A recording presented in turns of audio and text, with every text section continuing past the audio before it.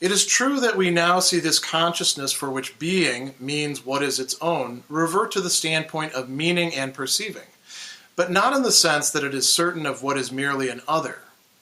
Previously, its perception and experience of various aspects of the thing were something that only happened to consciousness. But here, consciousness makes its own observations and experiments. Meaning and perceiving, which previously were superseded for us, are now superseded by and for consciousness itself. Reason sets to work to know the truth, to find in the form of a notion that which for meaning and perceiving is a thing. That is, it seeks to possess in thinghood the consciousness only of itself. Reason now has, therefore, a universal interest in the world, because it is certain of its presence in the world, or that the world present to it is rational. It seeks its other, knowing that therein it possesses nothing else but itself. It seeks only its own infinitude.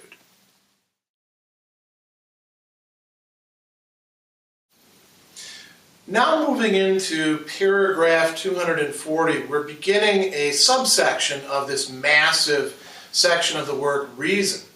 And we're going into observing reason, beobachtende Vernunft in the German.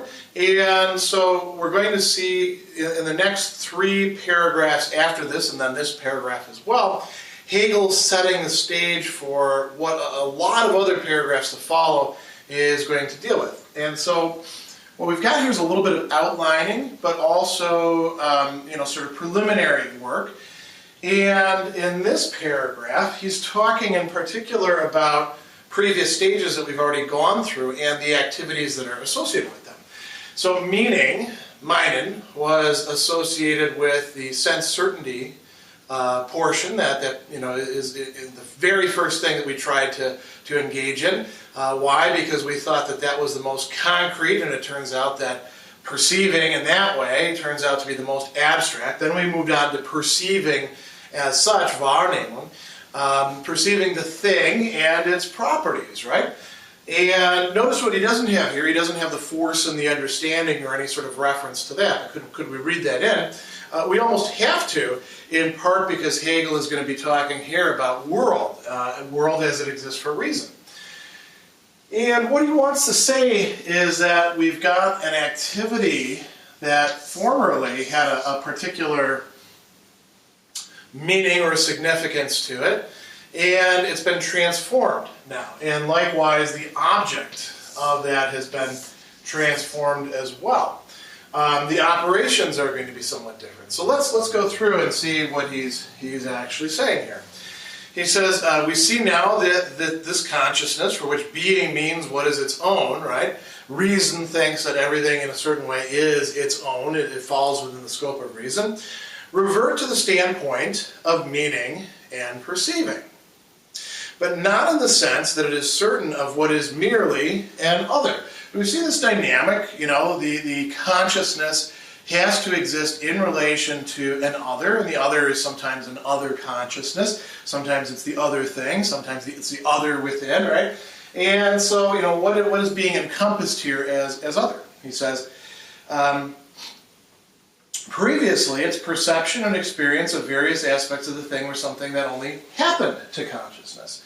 So, in a certain way, consciousness wasn't aware of its own dynamism, its own activity. It sees the thing as, you might say, teaching it certain lessons, opening itself up to it, as it engages in phenomenology, finding out what actually is out there, what is appearing. And so it appears to be going this way.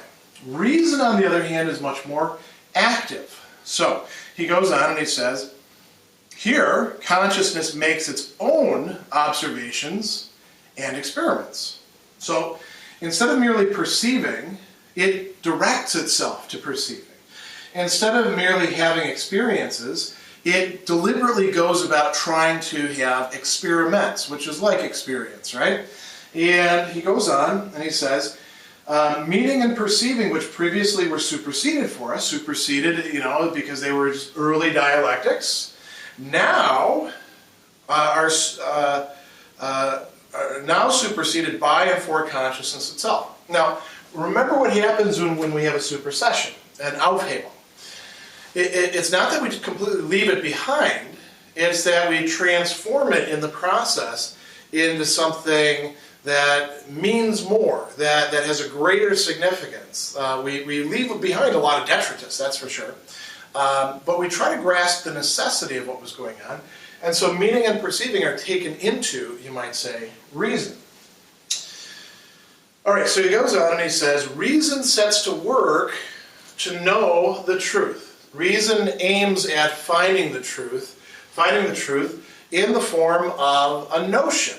No longer just a thing, but a begriff, a concept, a notion, something that reason itself can grasp as such. So he says, it seeks to find the truth in the form of a notion, that which for meaning and perceiving is just a thing. So the object for consciousness is being transformed as well.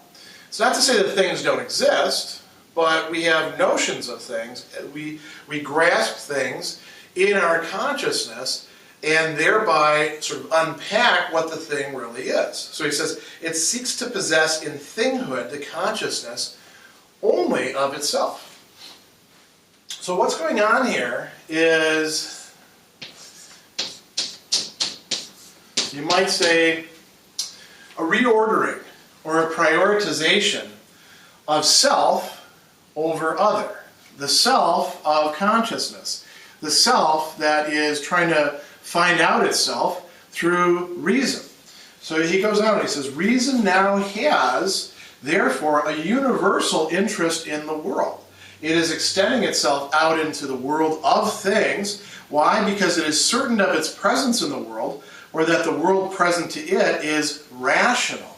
And here we get to a very famous dictum of Hegel, you know. The real is rational, the rational is real. We should always probably, at this point in the dialectic, insert a not yet in there, because we're not doing, like Hegel said, this empty idealism which merely asserts an identity of reason with whatever it is that reason is studying. That has to be worked out. But that realization itself is a sort of conquest that is going to allow us to move on. So he says it seeks its other, knowing that therein it possesses nothing else than itself. So other is no longer truly other to it. The other is not something radically foreign. And so what is it doing? He says it seeks only its own infinitude. Now why infinitude? This entire play of, the dialectic is, in a certain sense, infinite. And remember back to just a few discussions before where Hegel was talking about the sensuous infinite. This is not just the sensuous infinite. We're trying to grasp what is really there in terms of its intelligibility.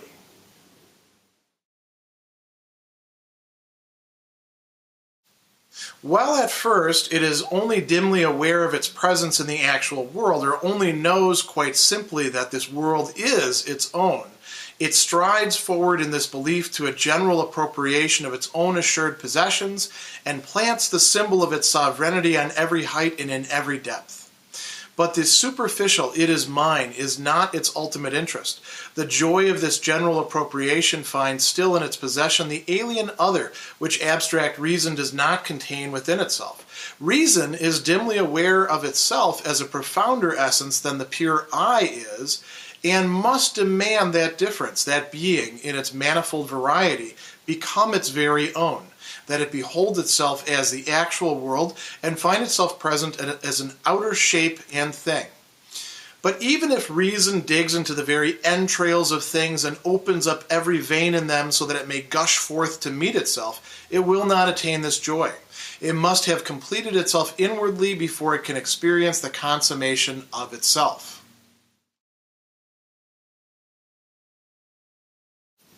Now in paragraph 241, Hegel is counterposing reason to the world, and he's telling us that reason at this stage, particularly in the form of what he's calling abstract reason, doesn't fully grasp its own relation to the world that it's attempting to, how should we put it, to penetrate, to open up, to unfold. Now, reason does have the sense that the world is rational, that the things within it that reason can go on to appropriate are there for reason, at least in a potential sense. That is, what is rational, what is intelligible in them, what is available in the form of the notion, is something waiting there for reason to uncover.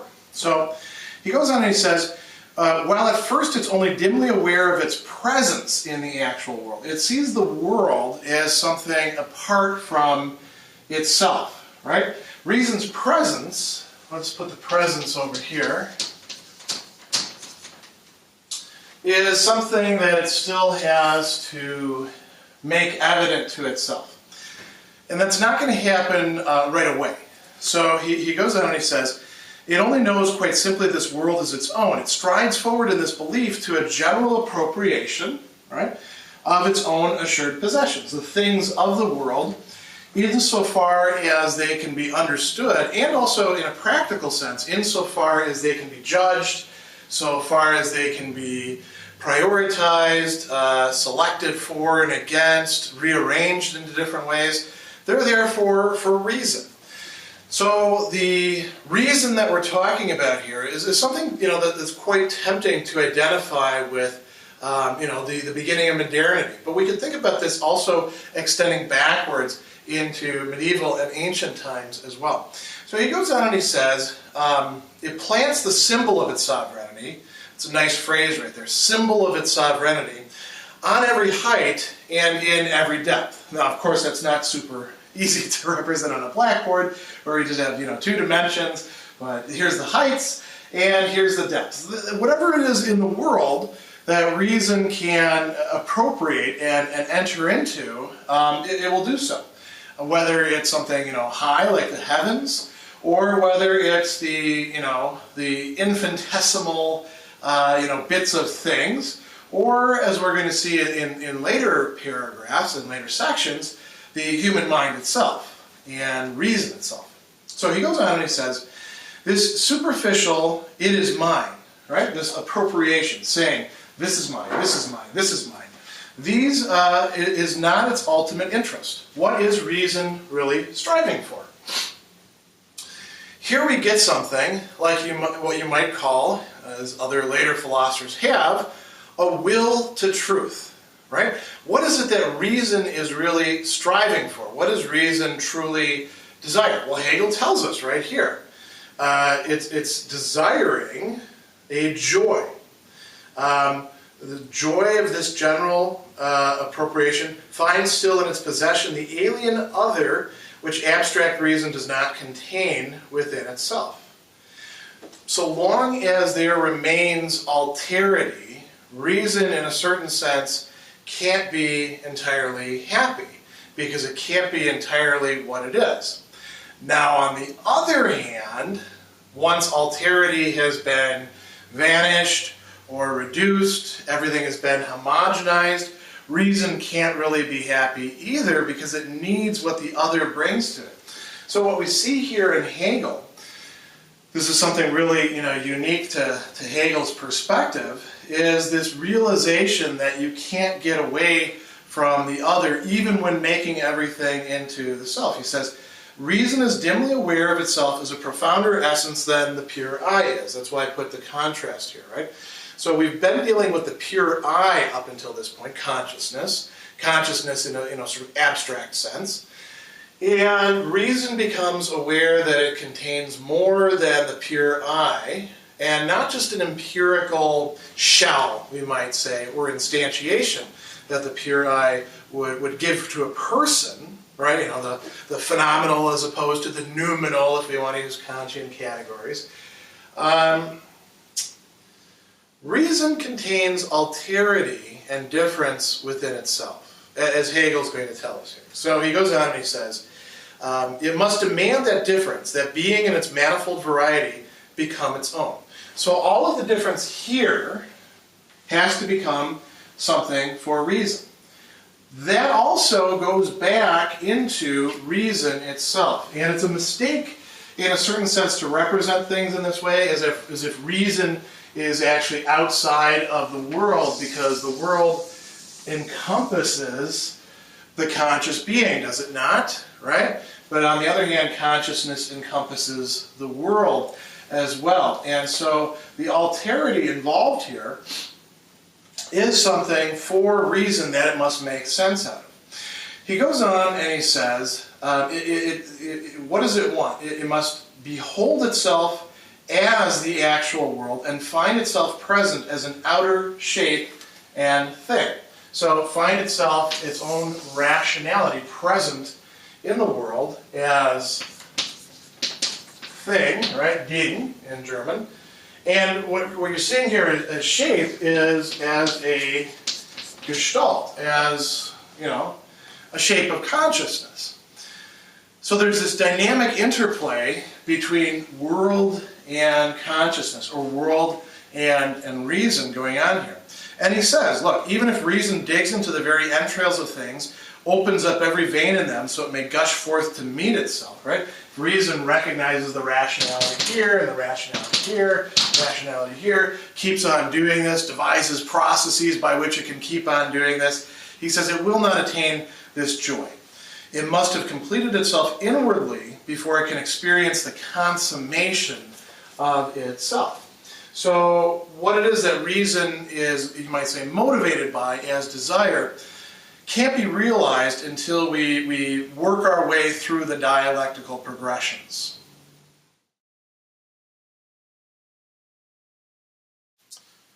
Consciousness observes, that is, reason wants to find and to have itself as existent object, as an object that is actually and sensuously present.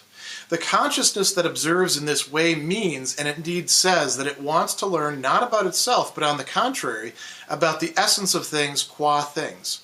That this consciousness means and says this is implied in the fact that it is reason. But reason as such is not as yet object for this consciousness. If it knew that reason is equally the essence of things and of consciousness itself, and that it is only in consciousness that reason can be present in its own proper shape, it would go down into the depths of its own being and seek reason there rather than in things. If it did find it there, it would be directed to the actual world outside again in order to behold therein reason's sensuous expression, but at the same time to take it essentially as notion. Reason, as it immediately comes before us as the certainty of consciousness that it is all reality, takes its reality in the sense of the immediacy of being, and similarly the unity of the I with its objective being in the sense of an immediate unity in which it is not yet divided and reunited the moments of being and the I, or which has not yet discerned them. Reason, therefore, in its observational activity approaches things in the belief that it truly apprehends them as sensuous things opposite to the I. But what it actually does contradicts this belief, for it apprehends them intellectually. It transforms their sensuous being into notions, that is, into just that kind of being, which is at the same time I, hence transforms thought into the form of being, or being into the form of thought. It maintains, in fact, that it is only as notions that things have truth. Consciousness, in this observational activity, comes to know what things are, but we come to know what consciousness itself is. The outcome of its movement will be that which consciousness is in itself, will become explicit for it.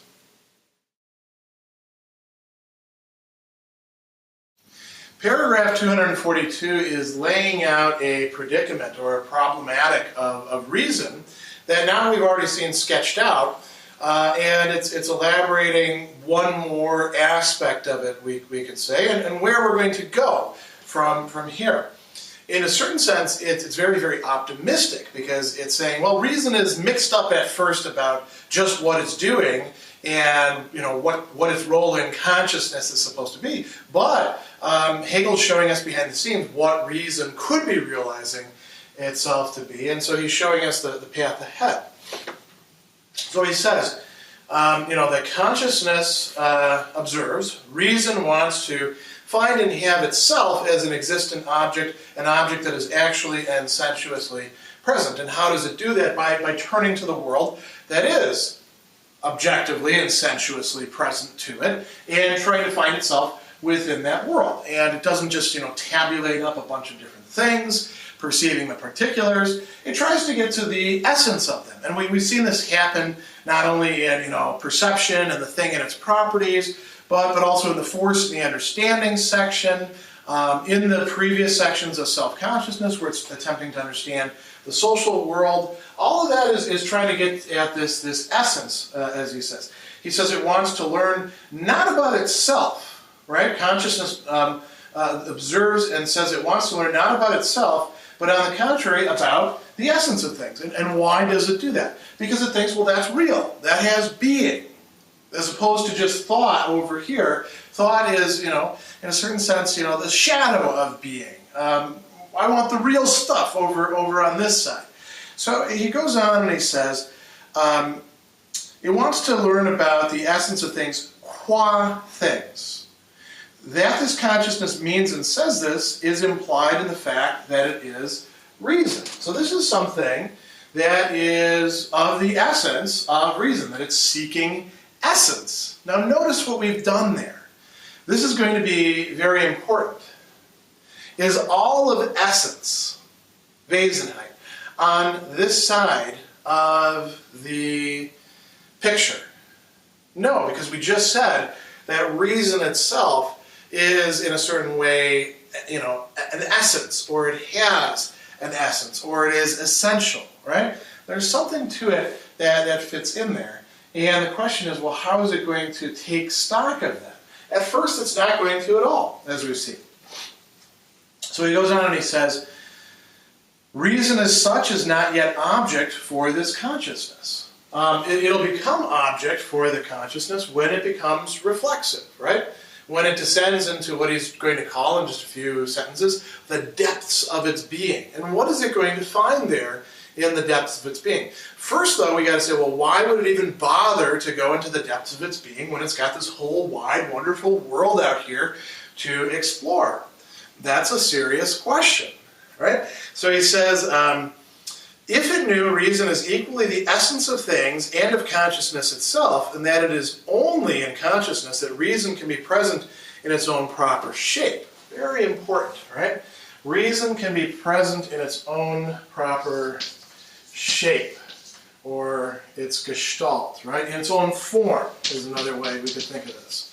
So reason can find itself partly out here in the world of things by grasping their essence, whether we understand this essence in terms of universals, in terms of the dynamic between things, in terms of laws, in terms of world itself, forces, all of these sorts of things.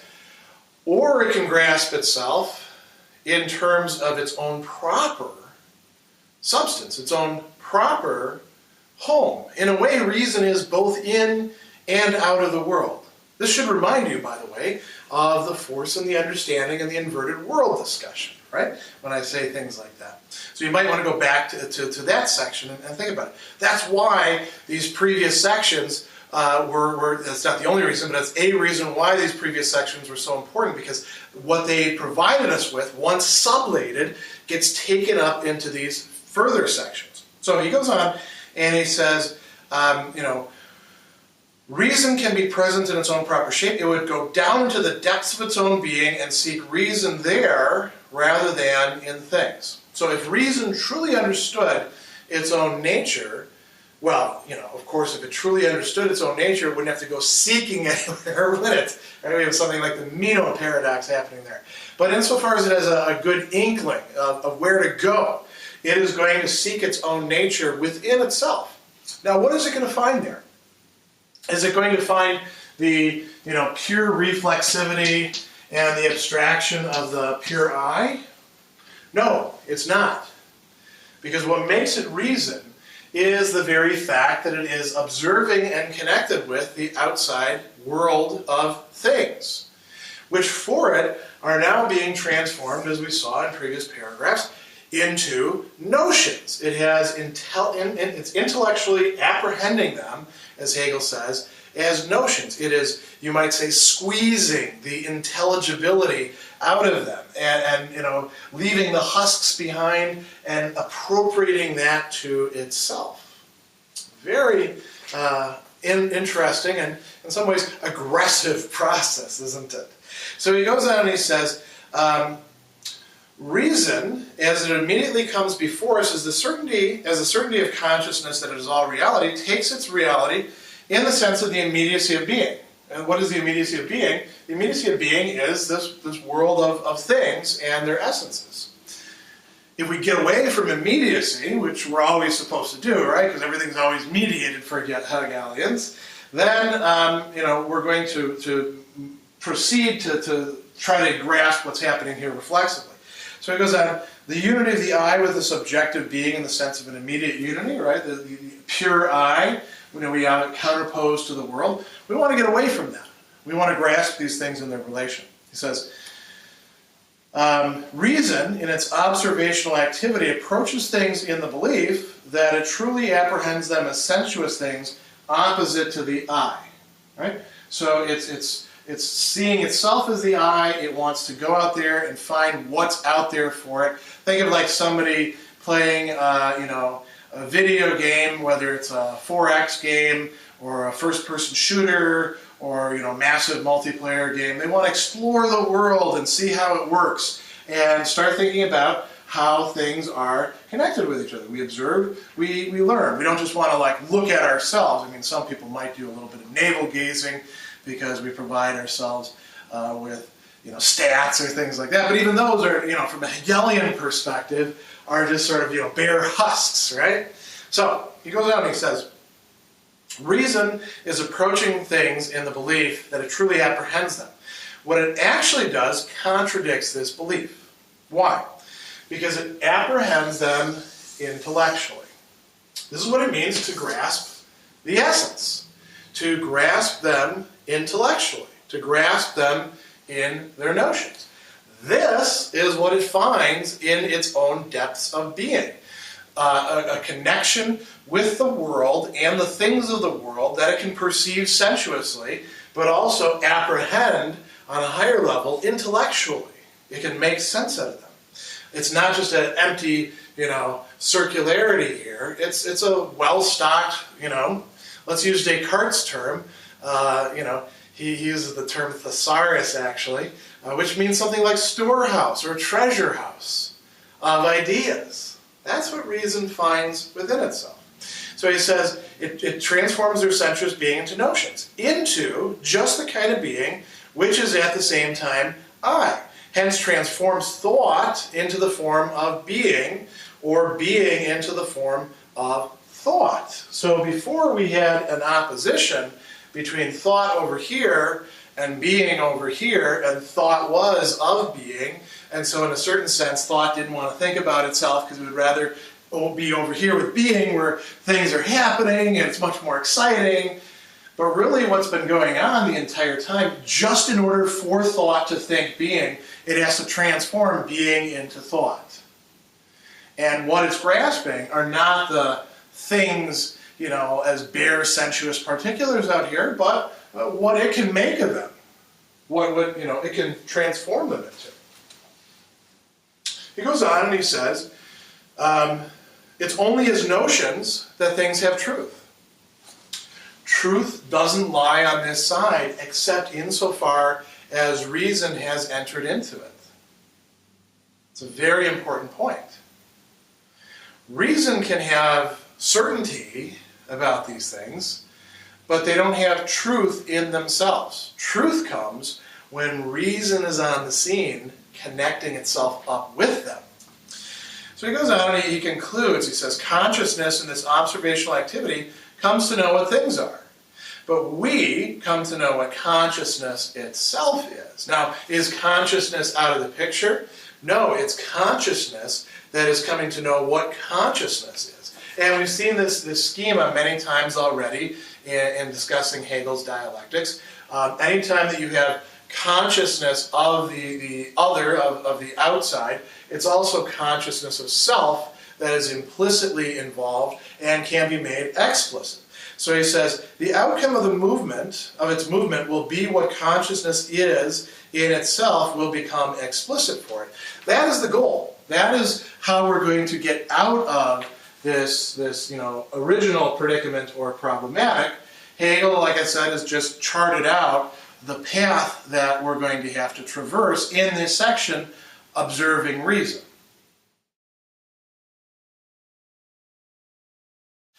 This action of reason in its observational role we have to consider in the moments of its movement, how it looks upon nature and spirit, and lastly upon the relationship of both in the form of sensuous being, and how it seeks itself as actuality in the form of immediate being.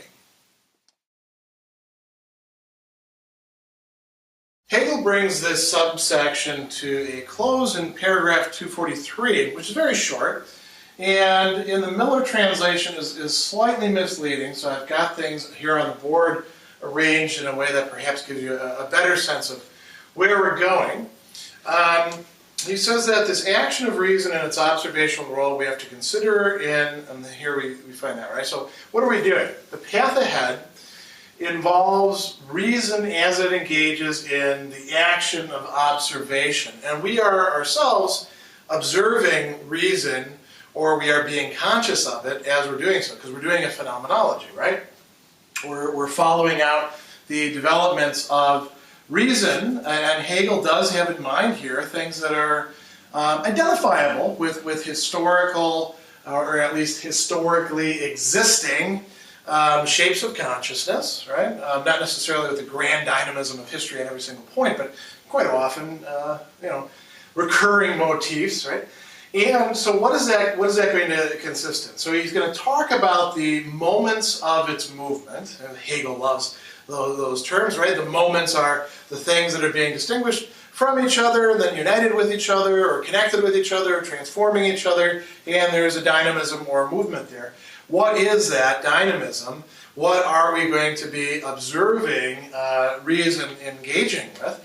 Well, in part, nature, right? So this observing reason will be in part about observing the world as it presents itself to us as being something outside, something external, something that the human subject is not directly interfering with or influencing, however we want to put it. Very quickly, of course, as we move into other sections, when we see him talking about, for example, observation of self-consciousness in relation to external actuality, or observation of self-consciousness in relation to its immediate actuality.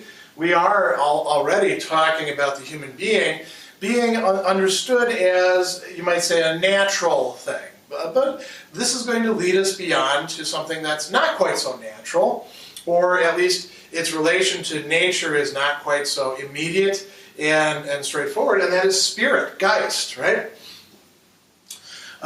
We might want to contrast here nature versus culture, but for Hegel it goes beyond merely that. The idea of nature versus culture is there's like a nature, and then there's human beings, and they superimpose culture on it, and in some way, incorporate nature into the culture as its basis and provide an interpretation of nature. But Hegel thinks that spirit does more than that. That spirit is in a certain way grounding nature, or at least permeating nature. And so we're going to see this discussed in these other later sections. What he's summarizing here is not merely what we're going to see in observing reason, but also in the other two subsections, actualization of rational self-consciousness through its own activity, which is going to include things like pleasure and necessity, and individuality, which takes itself to be real in and for itself. So we're looking at the development of nature, or the presentation of nature as we're able to break it up and make sense of it, get to its essence, spirit, the distinctively human aspects, and then the relation of both to each other, which turns out to be more fundamental in many ways, if I want to give away the answer. And then we're going to look at how, reason seeks itself as an actuality. Like he says, how it seeks itself as an actuality in the form of immediate being, which, by the way, is a rather quixotic enterprise, because it's never going to have itself truly in the form of immediate being, but the very fact of seeking itself that way is going to propel it forward. It's going to learn in its failures and in its mistakes. So Hegel has charted out where we're going. Now we are going to be moving into the minor sections, which turn out to be quite long, of observing reason.